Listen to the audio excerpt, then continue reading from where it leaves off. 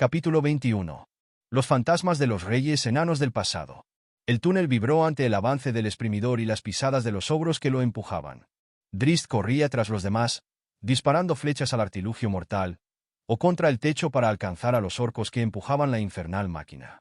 Abatió a un par de ellos, a juzgar por los alaridos procedentes del otro lado del exprimidor, pero eso no aminoró su velocidad. Todos los orcos entre los compañeros y la máquina de guerra estaban muertos, abatidos por Drizzt o aplastados por el artilugio rodante. Exprimidos, como diría Bruenor. Lo malo era que el problema no eran los orcos, sino un cilindro de piedra de gran tonelaje. El Drow consideró la posibilidad de guardar el arco y emplear las cimitarras. Examinó el techo ante él para ver si se elevaba, o había un recoveco en el que pudiese aguardar el paso del artilugio. Pero no. No había espacio suficiente entre el techo y el exprimidor para pasar al otro lado. Los orcos y los ogros habían elegido bien el corredor de la muerte. Drizzt volvió a mirar hacia atrás y envió una flecha rayo al techo para mejorar la visibilidad. Tuvo que desistir. No había forma de colarse al otro lado. El túnel se prolongaba a lo lejos, sin recodos, ni curvas, ni pasadizos laterales. Aunque los orcos que iban por delante estaban más interesados en huir que en atacar al grupo de compañeros y no ralentizaban su carrera, el exprimidor ganaba terreno a buen ritmo. Era más rápido que ellos y no había forma de detenerlo. Si Drizzt pudiese ganar tiempo para que Catibriel lanzase un conjuro, en ese caso, disparó al techo con la idea de desprender alguna roca de buen tamaño que aminorase el avance del exprimidor. Pero apenas cayeron algunos pedruscos que quedaron reducidos a polvo al paso de la máquina de guerra. ¡Más deprisa! ¡Deprisa!, rogó el Drow a sus compañeros. Nada podía hacer contra el artilugio y comenzó a temer que estaban condenados. El pequeño chamán goblin vagó por el complejo inferior con cautela, inseguro de a dónde dirigirse, o si habría algún lugar en el que pasaría desapercibido. Las fuerzas del complejo eran una legión de muchas flechas acampada ante los túneles de Mithril Hall, al igual que el ejército orco acampaba en la superficie ante las puertas de la fortaleza enana. Al final dio con una amplia caverna donde había forjas rudimentarias en funcionamiento. Los fuegos ardían con ferocidad y los herreros golpeaban las puntas de lanza y las hojas de espada. En el otro extremo, colocaban gruesos petos a un grupo de ogros. Era evidente que estaban bien organizados, y eran metódicos y perseverantes. Desde la sala de forja improvisada, partían docenas de túneles por los que le llegó el sonido rítmico de los picos golpeando la piedra. Los goblins y los orcos extraían mineral, lo fundían y fabricaban armas. Seguro que no estaban a la altura de los enanos, pero los orcos eran muy hábiles a la hora de confeccionar instrumentos para provocar dolor. El halfling con apariencia de goblin pasó por una puerta y siguió recorriendo el complejo. Dejó atrás varios dormitorios comunales con decenas de camas en filas y más armas colocadas en soportes a lo largo de las paredes. También un gran comedor, un auditorio enorme, o quizás fuese una capilla, lleno de bancos distribuidos en un semicírculo alrededor de una tarima y con una fogata que rompía el semicírculo.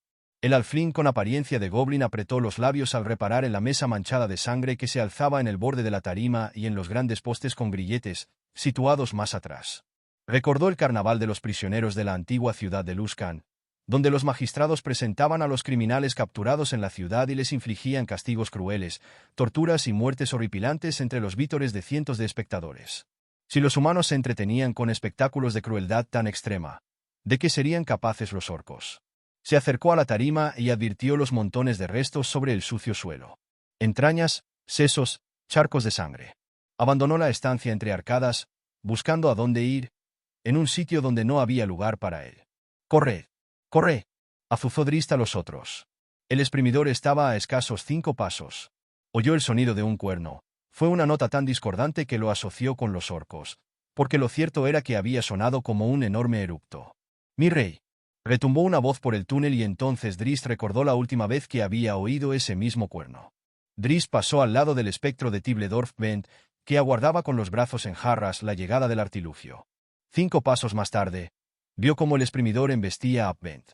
O mejor dicho, atravesaba a Bent.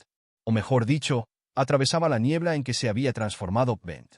Por lo visto, el espectro atrapado en el interior del cuerno de Bruenor conservaba algunas propiedades vampíricas.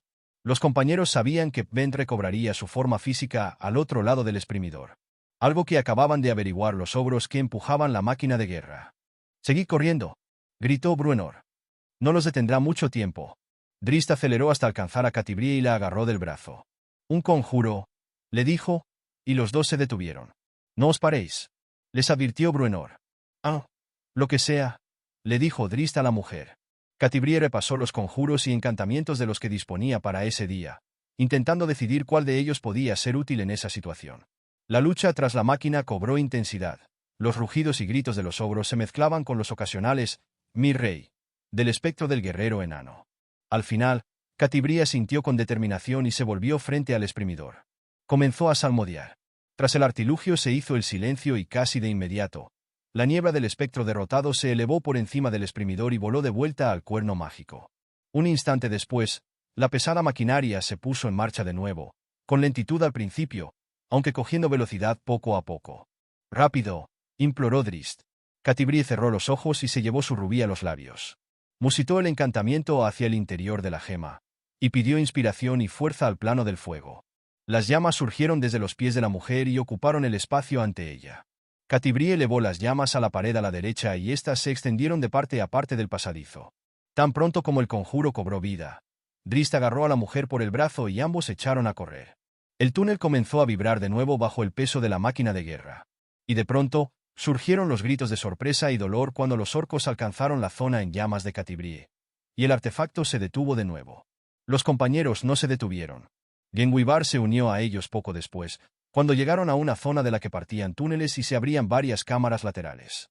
Antes de que pudieran considerar qué dirección seguir, aparecieron más enemigos. Tantos que tuvieron que seguir hacia adelante.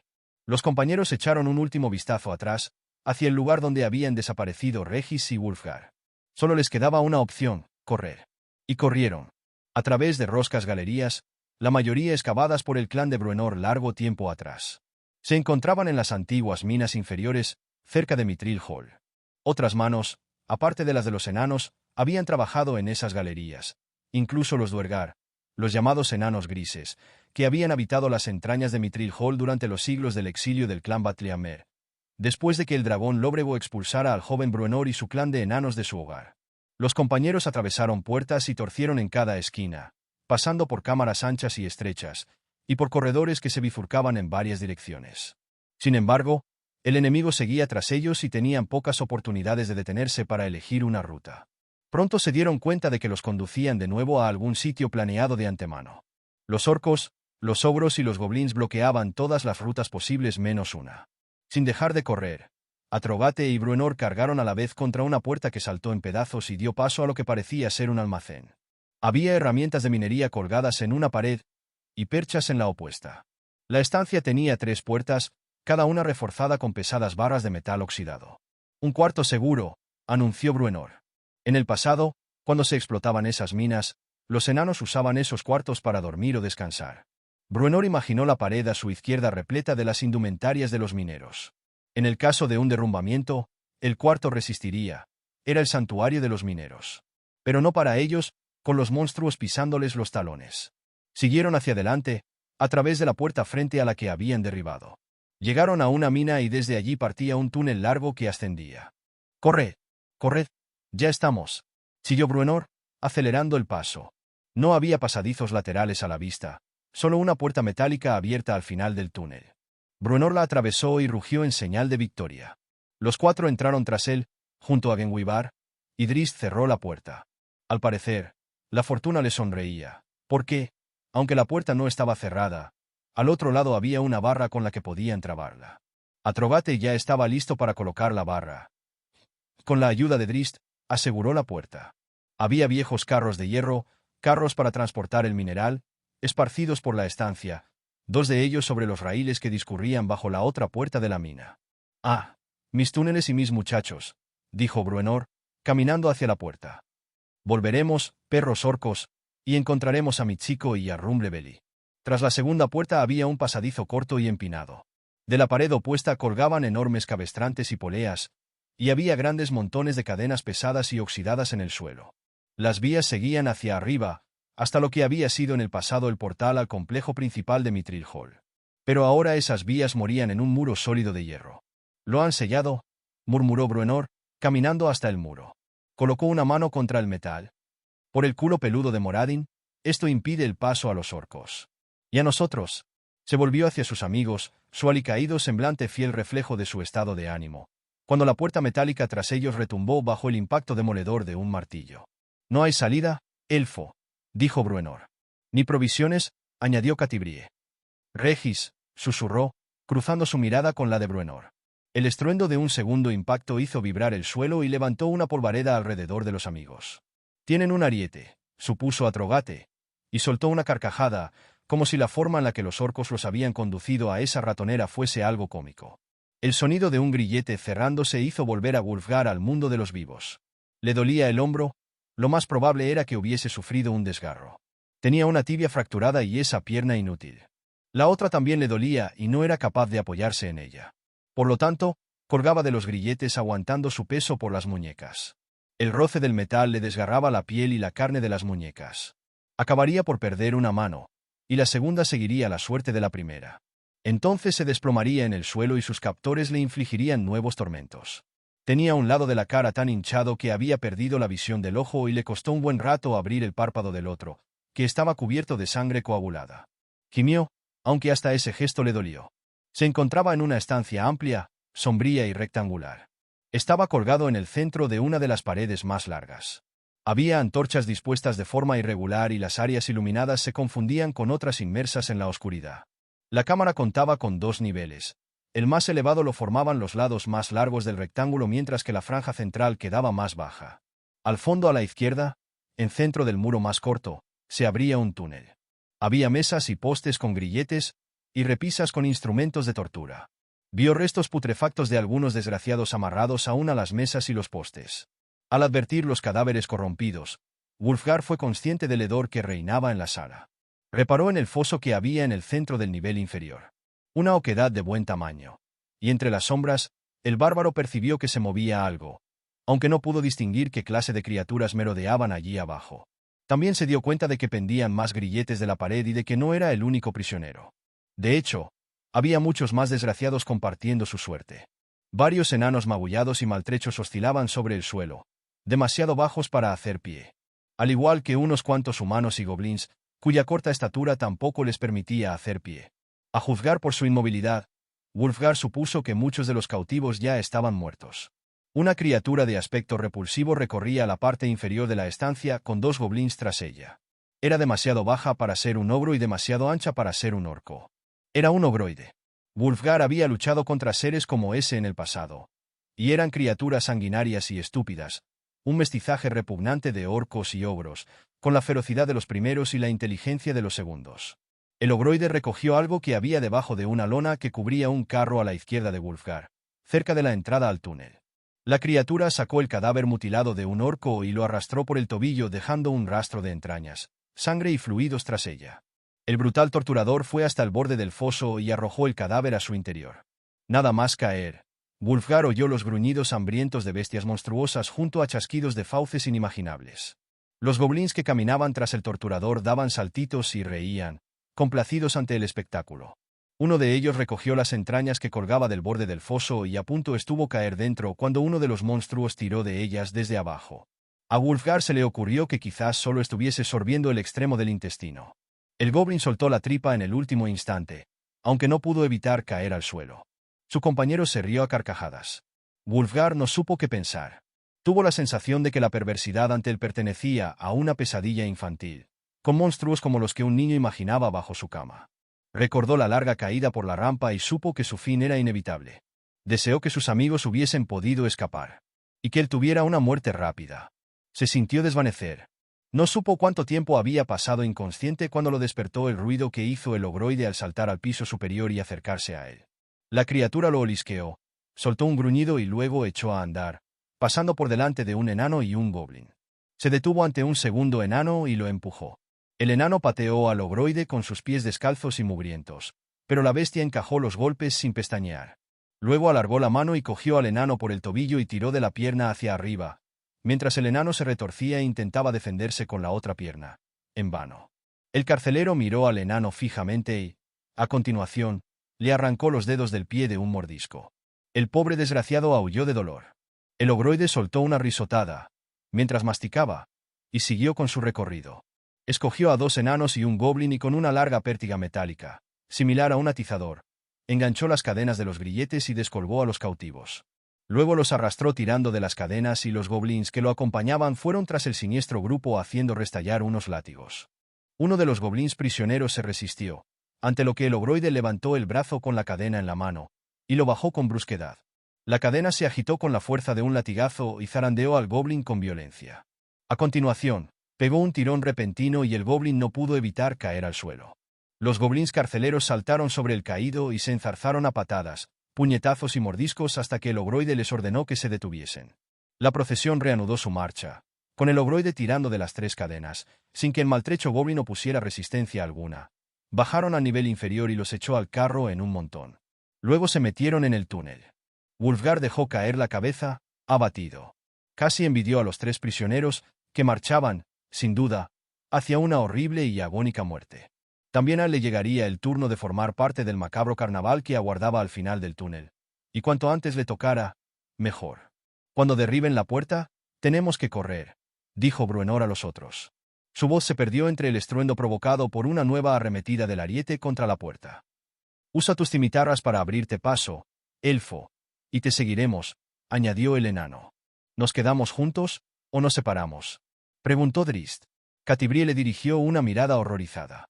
Juntos, contestó la mujer anticipándose a Bruenor. Pero el elfo es el que mejor lo tiene para encontrar a los otros, arguyó Bruenor. Un nuevo estruendo sacudió la estancia, al que siguió otro de inmediato, aunque este mucho más amortiguado. El trío de amigos advirtió que el segundo impacto se había producido a sus espaldas. Los 3 corrieron desde la sala de carros hacia la segunda cámara, donde vieron a Atrogate agitando sus manguales. Trazó un arco con el arma en su izquierda y la pesada bola acerada colisionó contra el muro de hierro sin efecto aparente alguno. «No malgastes tus fuerzas, idiota», chilló Bruenor, pero Atrogate siguió golpeando 1, 2 y hasta 3 veces sin darse un respiro. Bruenor subió con los otros hacia el enano. «No vas a conseguir nada», comenzó a decir, pero se detuvo al observar la huella de los impactos en el hierro. «Guajajaja», rugió Atrogate, y se revolvió hacia el otro. «¿En serio?», agitó la robusta bola del mangual en la mano izquierda ante Bruenor. Desintegrador. El estruendo que sacudió la mina hizo que Genwibar aplastara las orejas contra la enorme cabeza. «Están a punto de entrar», anunció Eldro. «Guajajaja», rugió con intensidad Atrogate y mostró la bola del segundo mangual cubierta por una sustancia acuosa. «Y trancazo», dijeron Drist y el enano al unísono. Eldro sonrió al percatarse de las intenciones del otro. Atrogate se revolvió con rapidez, y Drist agarró a Catibrie para echarla hacia atrás justo a tiempo.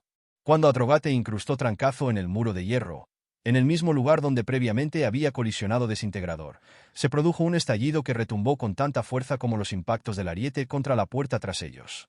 La explosión provocó un temblor y arrancó grandes pedazos de metal oxidado.